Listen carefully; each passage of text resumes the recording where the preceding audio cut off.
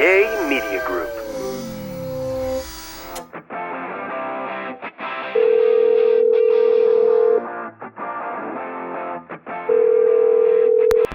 Hey dude, I think the 90's are calling.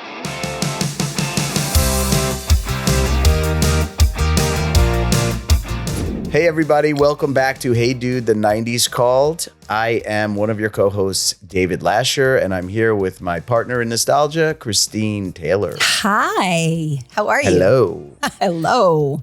I am good. I want to introduce this very special episode because when you say very special episode, don't you? What is that? Don't you remember like the afters, like a very special episode of Blossom? Like that always meant there was something really serious. It's going to pull on your tug on your heartstrings. It was always a comedy where it would say, and we'll be back next week, a very special episode. So no, This is not going to be sad or serious. Blossom's friend picks up a bottle. Right, exactly. A very special. No, this really is an uplifting special episode in that our interviews have gone so long in a great way because our guests are so comfortable that, you know, they're supposed to be an hour, but sometimes we go an hour and a half. I feel like a lot of times. Yes. Right? Yes. Oh, for sure. For sure. You know, we don't want to keep everybody. I mean, the whole point of podcasts is that that you can listen all in one, stretch and not have to like pause and come back. And, so we try to keep it as entertaining, but there's so many great stories that so many of our guests tell us that haven't made it into their episodes. And, every now and again, David and I will listen and we'll say, oh, you should put that back in and to our incredible editor. But there are so many good extras. So it's almost like this is our extras episode, right? Yeah. Our editor never before heard footage.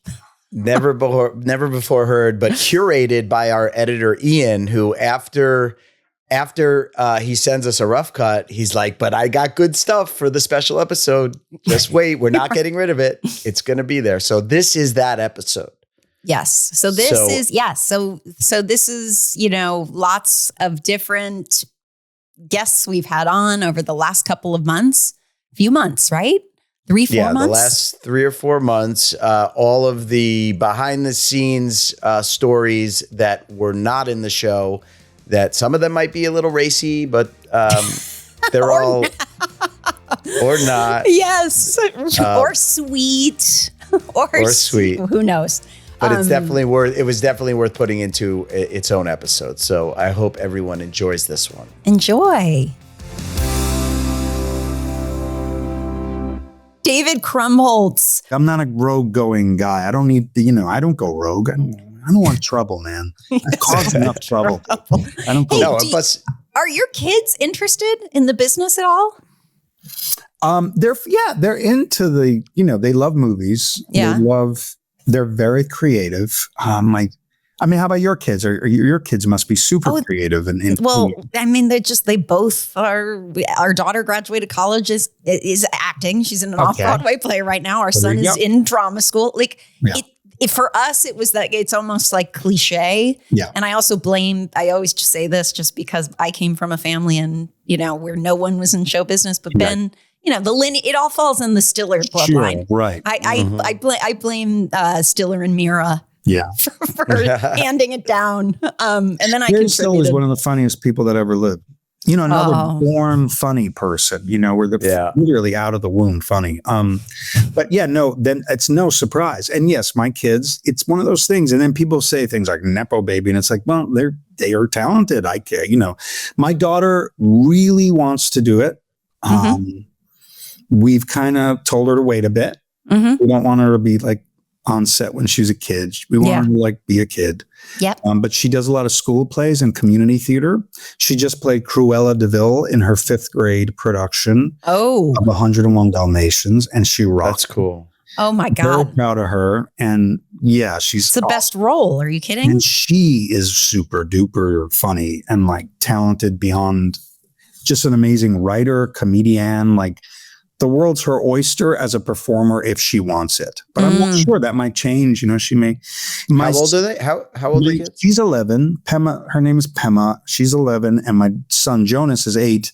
And Jonas is a wild dude. He's a real comedian, but very subversive in his comedy. For an 8-year-old.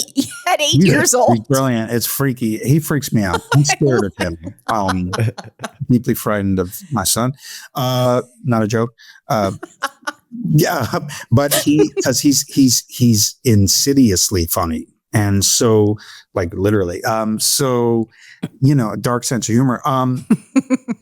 If you call it that, but yeah, the world's their oyster creatively if they want it, and I'm not going to prohibit it. And I you know, it's fun to watch. They make me guffaw laughing. I mean, they are two of the funnier people, and you know, it has nothing to do with me, you know, other than genetically. I try to be funny around them, and teach them things, sure, but they intuit so much more than I could ever teach them just by being funny themselves and alive and smart. And and New Jersey, and you've obviously exposed them to cool things too. So I think that's, you know, it's just, they're proud of me. They do not like any work I've done at all. Come on.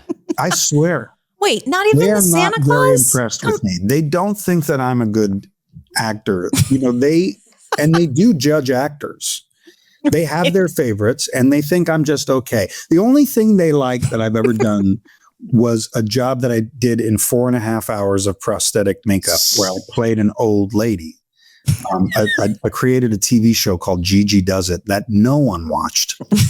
Was on TV though, and that's a weird thing to have to say. Was on TV. It was actually on television. I never saw that. It's on Amazon Prime now. It's called Gigi Does It. Gigi. And I play a 76-year-old woman in 4.5 hours of prosthetic makeup. And the whole thing is improvised, and it's a lot of fun. And that sounds great. About 10 years ago. Anyway, that they loved, because it's not me, and it's me doing a character, and it's not my face. It's literally, I'm in a mask. Right. Anywhere that they see my face, it's when they see my face that they bristle. Well, show them Sausage Party when they get old enough. True, when they get old enough. Yeah, we're not quite there yet. But the Santa Claus doesn't do it for them. You know, it's because I'm in it. You know, it's 10 things. You know, and who can blame them for that one? Because I got a dick drawn on my face. I know. You know, that's embarrassing. I think I embarrass them. I think my career embarrasses them. I did a play on Broadway 2 years ago called Leopoldstadt, and I played the lead, or central character, we'll call it. It was more of an ensemble piece, but I was sort of one of the more central characters.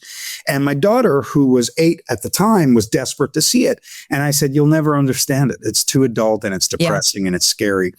And she said, "No," she demanded. And I said, "Okay, fine." And she came to see it, and afterwards I couldn't wait to hear what she said. And she said what I expected her to say, which is it was boring. And I said, I figured you wouldn't find it very interesting. But then she double whammied me, and she said, "And you were barely in it." I was in a lot, which means she literally checked out mentally. She disassociated. Disassociated. The second I entered. You know, the second I stepped on stage, she was like, "I don't know who that is." There's no one like your children to give you the double whammy. The way you know, it's just always brutal honesty. It's one little 3 or 4 words, and they can get you below the belt. Well, I used to ask my son when he was like 3, 4 years old. I would say, "Do you love me?" And he would say, "Only when you don't smell." Yeah, that's great. It's probably true. Melissa Gilbert. And also the other thing during that period of time is you got, and was this in the 80s, your star on the Hollywood Walk of Fame? Yeah. Was that 83-4? Yeah. Right about, I was just under 20. Yeah. Wow. And what's the best thing about that actually is my dad has one too. And it's not far from mine. Oh, wow. And I actually thought it would be kind of interesting to do a little story or something, op-ed or something about all the families that have them and see what those connections are. It's so interesting because Ben had gotten asked to get a star at some point. Like, I don't even know. This was probably like early 2000s or something like that. But his parents hadn't gotten a star or anything. And he really felt strongly that he didn't want to have one until his parents got one. And Ann and Jerry got one a couple years later. And we all went to it's such a nice little, like, you get your spot on Hollywood Boulevard, and it's such a great little afternoon event. And then I think it was like 10 years later or something that Ben got his. But I love that idea of connecting the dots of the families. Yeah. Well, it's been around long enough. There's got to be so many multi-generational stars there, Tony Curtis and Jamie Lee Curtis. I mean, there definitely is. It was a fun day. And this was, it was back when Hollywood Boulevard was still Hollywood Boulevard. I remember our whole family, our whole group went to the Brown Derby after for grapefruit cake, which no longer exists. Those were the days. Yeah, it was the real classic Hollywood Boulevard. It was now it's so commercialized, and it is like almost like a Disneyland.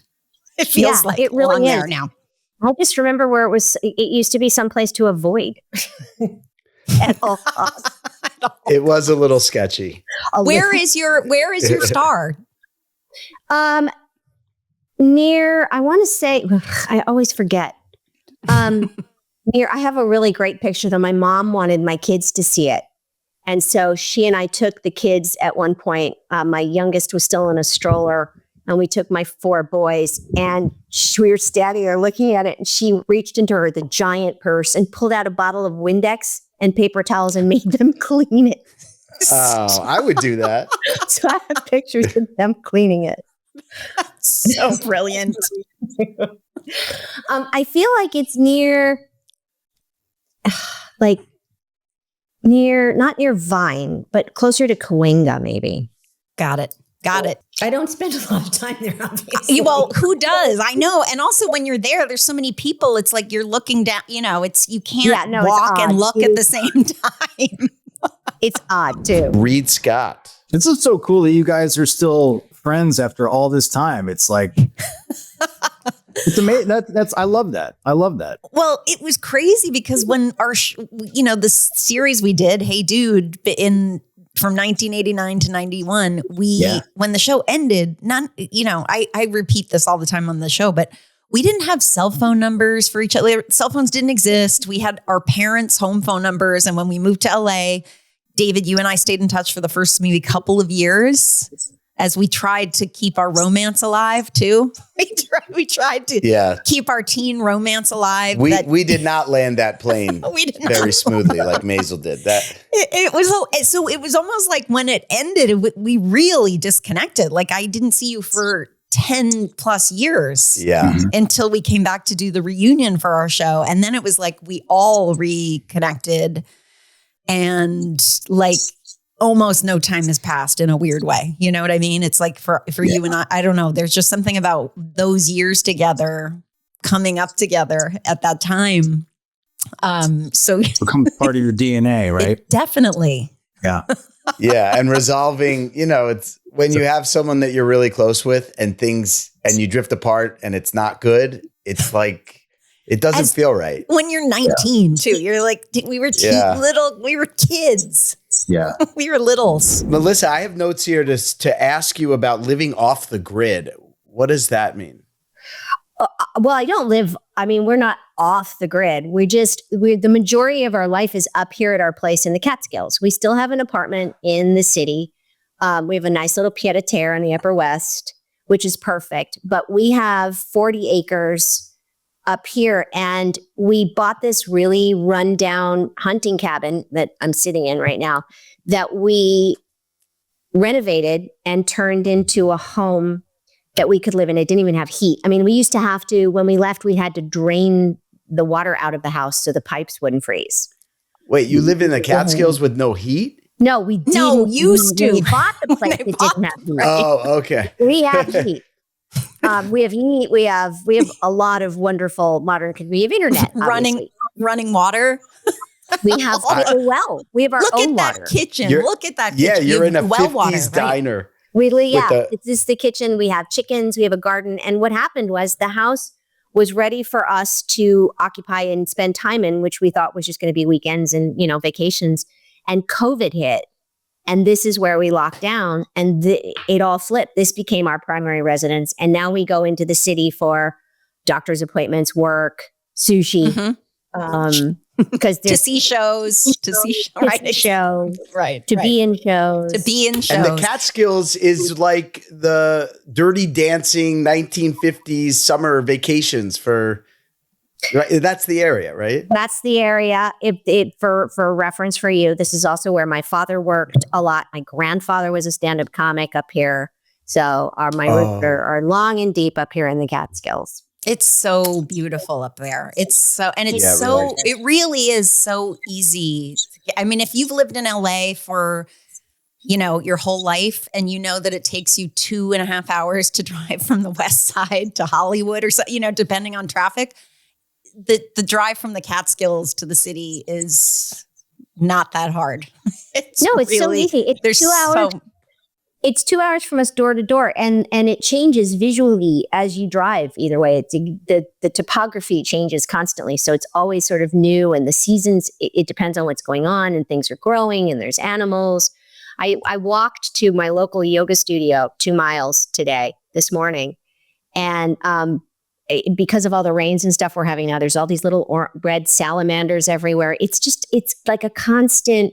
I have deer that I hand feed in the yard every morning that come for breakfast.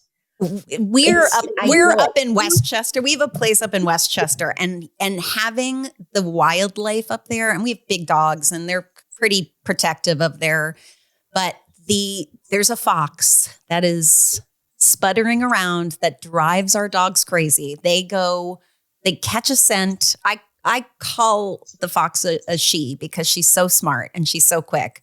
And I just feel like she outfoxes them all the time. But I mean, and I'm probably going to get a lot of hate for this but I do throw food out every night in a certain spot for the fox. Oh, goodness. And well, she's so little. She's almost like the size of a cat. And I know all the comments are going to be, you shouldn't feed wildlife. Somewhere. You shouldn't feed wildlife. No, she's not a baby. She's a full, she's little, but they're little. They're not very big. She's out hunting the whole day. Every night I just throw out some of her extra dog treats and things when I know the dogs are in, and they're all gone in the morning. So I'm just the wildlife to me is so special, and it's, I don't know, it's great. It's pretty amazing. We had, this is to show you what a TV kid I am. We had a fox up here a couple of years ago that was eating our chickens when we let them out to free range. And we could never, that we just hear, we'd go to count the chickens when they go back in the coop, and they would be short one. And then we'd take a walk. Oh, so you would never see the remains. You wouldn't see the remains. Just a trail of feathers that leads off into the woods. And one day I was here by myself, and I looked out the window, and the fox was walking through the yard. And my immediate reaction was I ran out in the backyard and started scream singing. Sanford and Son. Yes, Red Fox. Fox. Yes. that is how so genius. The television generation brain works. Oh my God. I miss theme songs. I miss the theme songs. Oh my gosh. Go away. That's what came out. and just like hum singing it at the top of your lungs too, because there was no scream singing a melody. And the fox looked at me for a second and of course ran off like, this woman's out of her mind.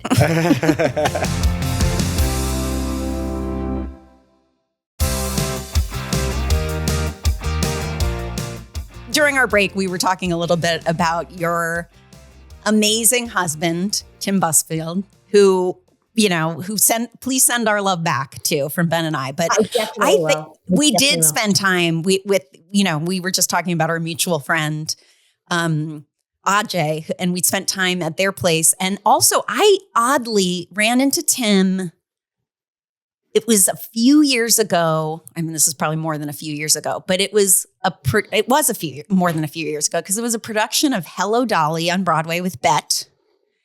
And it was a blizzard, like a blizzard snowstorm that anyone who had tickets was like, okay, I guess we're going to this because we got tickets for this big show. And you were not there. No, I know exactly what it was because I was doing a show with the Irish Rep. It was around the holidays. And this is a Tim Busfield trick. If there is a blizzard or really bad weather, he will then go and buy all the tickets from the people who can't make it in.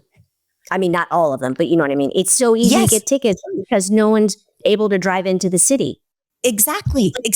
And that's what he said. And the other person who did that was Richard Kind on the same night. And Richard Kind, I could hear the voice behind me. It was a friend and I were sitting and I heard Richard's voice behind me. He goes, I only paid $80 for this ticket. Can you believe these seats? And it's a horrible Richard Kind impression. I'm not an impressionist. That was good. But he was right behind me and he turned around and goes, I only paid $80. I mean, this seat would cost $400 to see Bet. I love New York. Can you believe it? It was, and then at intermission, it was Richard and Tim, and we were all just chatting. And Tim was saying the same thing, that the best time to get theater tickets is during a blizzard. I have a funny feeling too that there was trudging in the snow after, because I think Tim and Richard and I met up after my show came down. That's probably. I feel like, yeah. I just have to say, as the the 80s fan of all comedies in the 80s, Tim in Revenge of the Nerds, there's nothing better. The violin player. Oh my God. It's so good. I know. I remember telling my boys when we finally decided to tell the kids that we were dating, we were a couple. And the first thing my boy Lee said was, wait, you're dating Poindexter? Poindexter. Of all the things that Tim has done in his life. And then another one of the boys said, don't sell the farm, Ray. And they all started doing like Tim Busfield dialogue from my gosh. Field of Dreams? So good. I know. Oh my gosh. Yeah, he's such a wonderful actor. And 30-something was so great. Tim Busfield.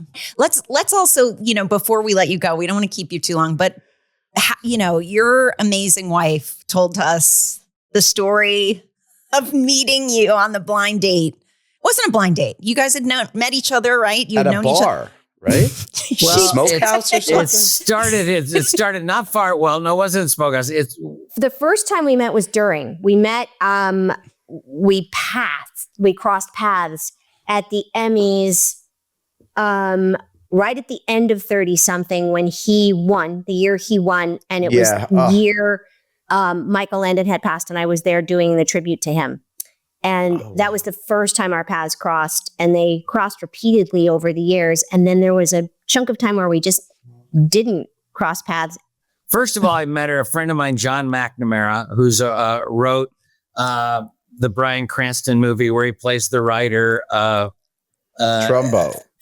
Yeah. And he and I were at Circle Rep together as he was 19 in the first Young Playwrights Festival and became a really good friend of mine. And then I was on Trapper John and he was starting writing TV. And then we went and pitched. He had written a movie about a heist and takes place in Tahoe. And we met Melissa Dupar's, which is over by CBS. I think it was Dupar's. It was one of those, right? On Ventura. Yeah. Well, no, not the one on Ventura. It was the one on 3rd. It was right across where the farmer's market. Yeah, where the farmer's market, right? Yeah. And she was not interested in me or the script or my friend John. She was, there was no. Very dismissive, are you saying? Beyond. And he called my friend Mac. I was directing Aquarius for him and he said, do you not remember? And I didn't remember right away. And I go, what? And he goes, she was the one. And I go, the one at Dupar's that we hated? That snotty one that wouldn't look at us or take us in. She was so mean. She was so mean. She hated me. And then we ran into each other in a bar. At this point, we're adults, divorced. He was in town. He wasn't even living in LA. And I was in LA at the time. Mm-hmm. And he was there directing a pilot for a show called The Fosters. The Fosters that ran on ABC Family for a bunch of years. Yeah, and my daughter watched it. Yes, so I watched many episodes of The Fosters. Yes, that was my show, and I'd done the first two, the pilot, and then the next episode. But the pilot, I don't know, I'd been maybe 9 or 10 months, and no date, I was done. I was so spooning with the pillow, happy, resigned, comfortable. I was so happy and that single and just going. I'd been through a divorce a few years earlier, and it's just sort of. And I would go to a place. He had a thing he'd do at the end of the day where he'd go grab a slice of pizza. There was a strip mall near Barham, and there's a pizza place there. And then there was a bar that didn't even have a sign. It just had a velvet curtain called El Bar. El Bar. And it was on Cahuenga, right across from Universal. And it was right next to a Starbucks, right where it kind of gets kind of skinny as you start to go up over towards Highland. And at 8:00 they would open, and they had a curtain on the door. At 8 they would open at night, and nobody would ever be there. But at 10:00 it would turn into, that kind of club.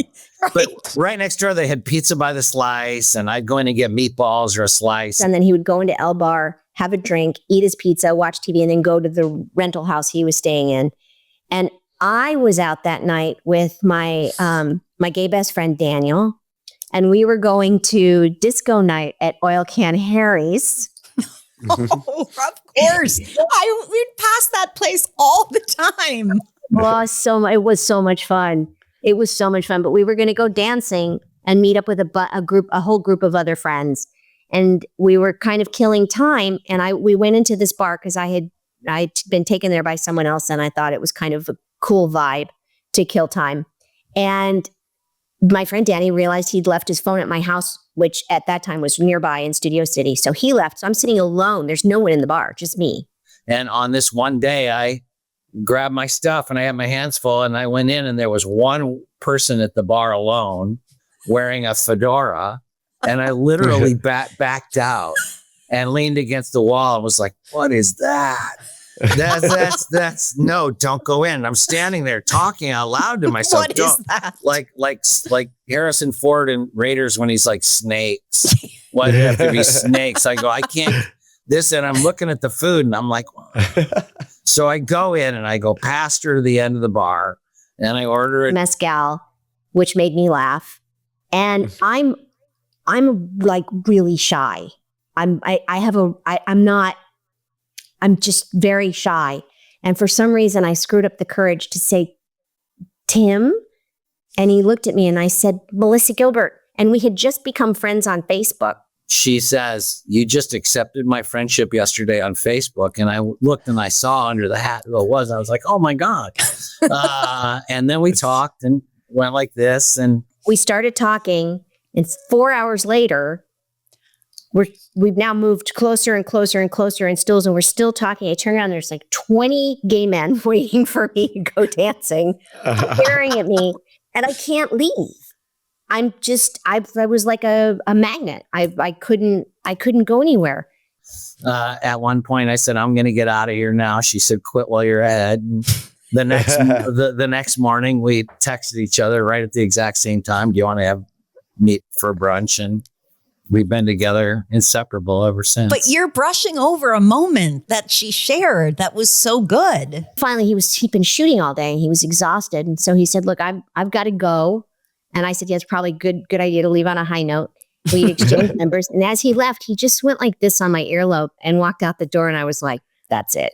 He's got me. A little pinch on the earlobe. Just, not even a pinch, just lightly touched my earlobe and walked out. Oh, that's a good move. That's smooth. I might have just touched her ear there a was little bit. Like a little like moment. That was the moment. And she was like, "That's it. I'm marrying Busfield that move? man."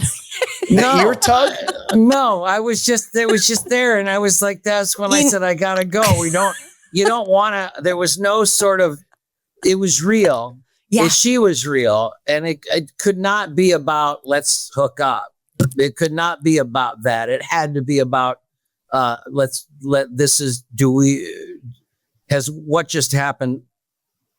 I think, did that happen? Is this really happening? And I felt like that. I just felt like there was a deep, like a much more of a relationship, that I had karma with her, that she was already important to me. Oh, and you were right. I didn't want to blow it. Yeah. It was all just meant to be. And the timing was perfect. We were at the right time in our lives. It's, we've gotten a lot of the youthful crazy out, I was not even 50 yet. I mean, I was approaching it when we met, and just in a much better place in my life and in my skin to have this incredible partnership. I can't explain it any other way. To allow it to come into your life, right? To allow something like that, something good for you, right? And to be able to accept it. Easy. Yeah. Easy is I mean, isn't that so interesting, the way we want to complicate things so much? And sometimes easy is like, that's the answer. That is the key. That's the sign when you meet someone that might be right, is that it's just easy. You're not trying. You're being yourself. But did you guys have to merge families? I mean, I know you have four boys. I don't know does he have kids? Well, and my 4 boys are merged as well, because 2 of them are Bruce's from his previous marriage. One is from my first marriage, and then Bruce and I had 1 child together. But in our world at that point, the boys are the boys. They're brothers, all 4 of my guys. It doesn't matter, and they were raised by a village of parents that worked really, really seamlessly together. Tim has 2 boys and a girl. And so we were merging, but they're adults. There was 1 teenager left. My youngest son, Michael, was 16 when we met. But everybody else was out on their own. And so merging the family together, because we weren't all under one roof, was easier and harder in a lot of ways. I didn't get to just gather everyone together and show them that it's going to be okay. But at the same time, everybody had their own space, so they could do and handle things however they wanted to, except for Michael, who did live with us. And after Tim and I got married, we moved to Michigan, where he was living, which is where he's from, for 5 years. And Michael came with us, and by his choice, and got his degree there, and now lives in New York City, and is a struggling actor / amazing bartender. Isn't it expert mixologist is the way? Oh, is that right? When you're an I just remember my brother, when he had a bartending job in college, we would say, "How's bartending?" He's like, "I'm an expert mixologist. I'm an expert mixologist." Sounds so much better. Like, whatever you want to say, Brian. This poor dude, we were all together this year for Christmas. Last year for Christmas, because Tim was working in Albuquerque. And so we moved to Albuquerque for like 8 months. He was executive producing a series there. And so the kids came this year, not all, but quite a few. There were 13 of us. And poor Michael, because everyone got to be around him, he was just mixing drinks the whole 5 days. Everyone was together. I hope you tipped him. Yeah. Well, we have. Yeah. That's a nice. Put out a jar. Hey, Art, so should we take a quick break and then come back and keep talking to Melissa? Yeah. Let's let our amazing sponsor say something, and we'll be right back. We won't do a real-time commercial. We just have to throw it to commercial. I'll pretend like it happened.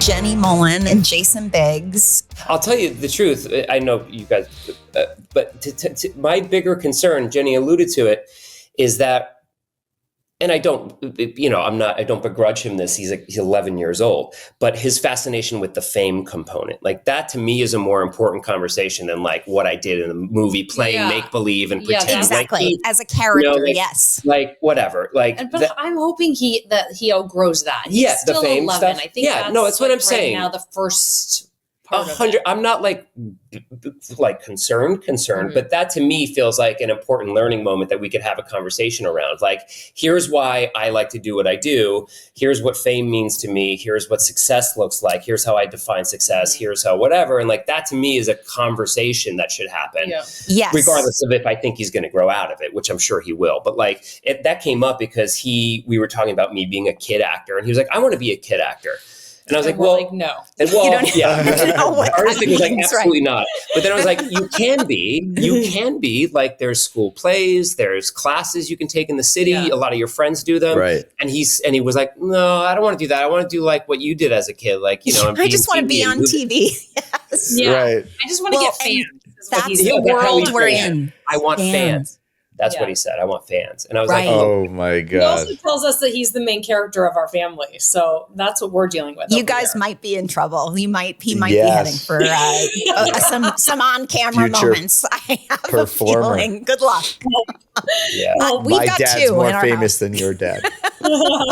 Yeah, you have 2 actors now. I know. Yeah, I mean, you can't do it. All about that.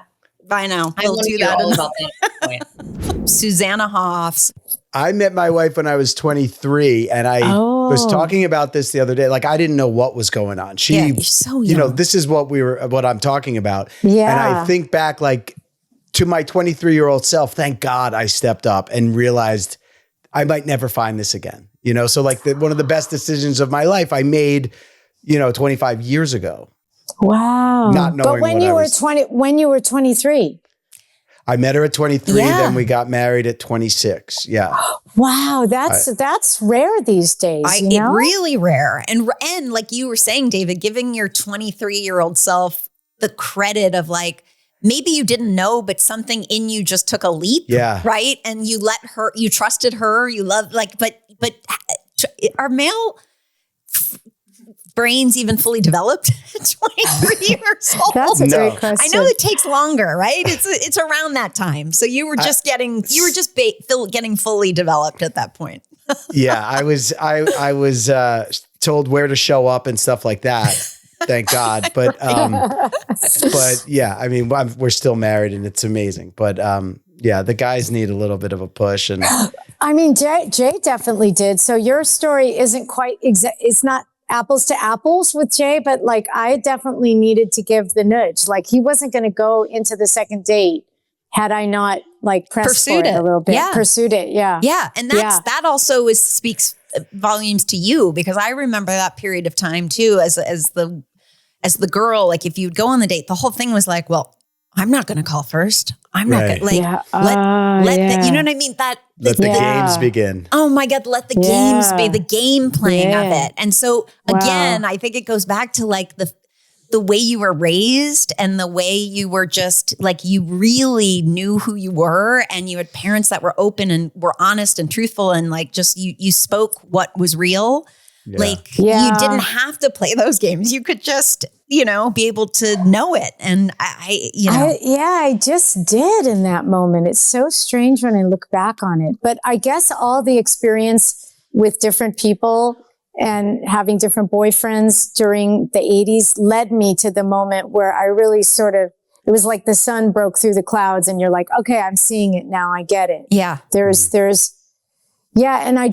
it did also at the same time, it took a leap of faith too, to believe that something great could come of it, and here we are decades later, and it's been a really great journey. A beautiful and continues life together. Yes. To be. Yeah. Teri Polo. All I know is there was a group called 1 Million Moms that was so against us when they announced that we were going to be shooting this show. And I think that someone on social media found out that there were only like 1,200 members. Not 1 million, not a million. And we were also like, hey, if they want to talk about us, any publicity is good publicity. You just keep on being angry and letting people know that we are out there. Right. So, anyway, yeah. Oh my gosh. Yeah. I just have to take one little story from that. My daughter, like I said, who's going to be 18 soon, God help me. She was a little baby. She was a little girl back then, like 4 or 5 maybe. And one morning, Sherry Som is one of my dearest friends, one of my soulmates, and will forever remain so. And I'd gone to some purse opening, something for Hammett purses that weekend, and I'd gotten Sherry a purse as a gift. And it's 6:00 in the morning, and I'm running out to my car to drive to work. And my daughter Bailey comes running out with the purse. And she goes, Mommy, Mommy, Mommy, you forgot the purse for your wife. And I just went, this is why I'm doing what I'm doing. Because we are raising a generation that this is love. This is love. There's no question. There's no accepting it. This is. She said to me at one point, Mommy, you can't kiss another woman. And I go, of course I am. I love her. And that was it. Okay. And it just was that to me, it was. That says it all. It's just that when it's that simple and explained that simply, Teri, which is beautiful, the way he's just to with kids, when it's that simple, then it's just you don't have to overcomplicate it. Yeah, love is love, right? That's exactly it. Everything is so pure with them and so simple. And when you just state it simply like that, then it's just, okay. It was beautiful. It was a beautiful, beautiful moment for me to understand that I was a part of this. So, yeah. Well, for you, like that, to go from, and was it Santa Monica that you grew up in? Were you in Santa Monica? Brentwood, actually. Okay. Brentwood, just a block from the border, like around a few blocks from the border of Santa Monica. Right. So were you like a beach kid too? Like, was that your, like, the crew you ran with? Was that like your social life? And what was the... Wow, that's a long story. I went to Brentwood Elementary School. I was kind of always, because I was a little young for my grade, all the way starting through my whole journey through, like, I graduated high school when I was 17. So like, I was always like, because they had a thing back in the 60s where they called it annual promotion. They had to kind of arrange the date of when you start school. And my 2 brothers and I were always pushed ahead instead of held back. So we were always really young for our grade, which was terrible, by the way, when you're going through puberty. Oh, no. Because you look like a child and everyone else is like sexy and blooming. Grown up and blooming. And we were all like these little nerdy kids. So, but it is better. It's an advantage to be the youngest. Yeah. It's like that Malcolm Gladwell wrote that book, Outliers. Oh, I didn't know that. So he reported on that too? About kids born January through April had this incredible advantage, or kids that were like my daughter's September 15th. So she's actually the oldest in her grade. And we were all December and I was January. So we were always the youngest ones. So you were like the last to get your driver's license. The last, you're right. All of those things. I had a friend who had yes. I know. And also because I was like kind of a petite person, everyone always thought, well, it was great for getting into movies on the kids ticket. I always cheated there. I cheated. You always got could pay for not the rated R movies. It was a very intense decade, but I look back on the 80s with great, sort of reverence and kind of like sentimental feelings, because it's a bygone era, but it was really, for me, it was like a real enlightening era. Yeah. Yeah. And your parents were supportive of your music career, of your taking that path? Yep. Because my mother was an artist, a painter, and my father was a shrink, They were just so, they were great parents. My father recently passed away, and my mother is getting up there in the years, but she's still with us. But I'm just enormously grateful to them for how open they were, and how much I learned from them, and how much they informed really my whole life. And they never, it wasn't like when I remember when I was graduating UC Berkeley, and there was like this sort of jobs office that you could go and sort of get an idea of what would come next and what your job would be. And I was like, I know what my job is. I'm going to be an artist. I'm going to write music. I'm going to play music. I'm going to paint. I'm going to dance. I'm going to, that I just always wanted to be an artist. And I think I definitely got that from my parents. I mean, you willed it. It was in your DNA, but you also willed it. It's so for sure. Do you have the art in your house hung hung professionally? I mean, I'm sure the bigger pieces you need to if you have big pieces. I'm getting very private here, but personal. But the reason I'm asking is because the 3 pieces that are hung behind you are perfectly hung, and that's me. I hang everything. Is this you? You have a leveler. It's a level. Yeah, it's neither of us. It's not a professional person, but it's someone who has the capability of using a level thing. Anyway, I just am admiring. It's the equidistant apart. I know. And at first I thought they were, because I tried to move one a little bit just to see if they were movable, if I wanted to change it. But they're pretty. They're just hanging on 2 nails each. But they're. Whoever did it right. It is impressive. Now I'm noticing it. I'm guilty of going into people's homes. Jason's very observant. Wow. I'm guilty of going into people's houses and straightening their art. Is that insulting though? Definitely a little weird. It's weird for sure. There's no way. No, it's like an OCD, like, at the beginning of a movie where someone straightens a painting, it's like, oh, this guy's nuts. This guy's nuts. Everything you need to know.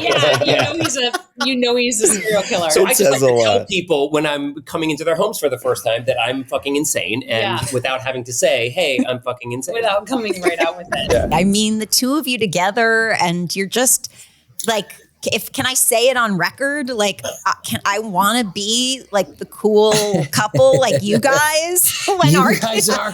Our kids are still. No, you guys are. Like you're the cool grandparents. You're the cool parents. You're the cool couple. Like. We're still like moving into that stage, but that's my aspiration. That's sweet of you to say. You'd have to ask I don't think my kids would agree with you very much. A couple of my kids would say, "No, he's not. He's not that great." None of our kids think that's what their job is. No, they don't. They don't get me at all. But that's okay. The grandkids, that's the best, because you're like my daughter said. You're like catnip. They just want to crawl all over you. They can't. They just want to rub their head. They just can't get enough of you. That is the greatest thing about the grandkids. They can feel that who you are, and they know you're just comfort to them, and that's a pretty magical thing.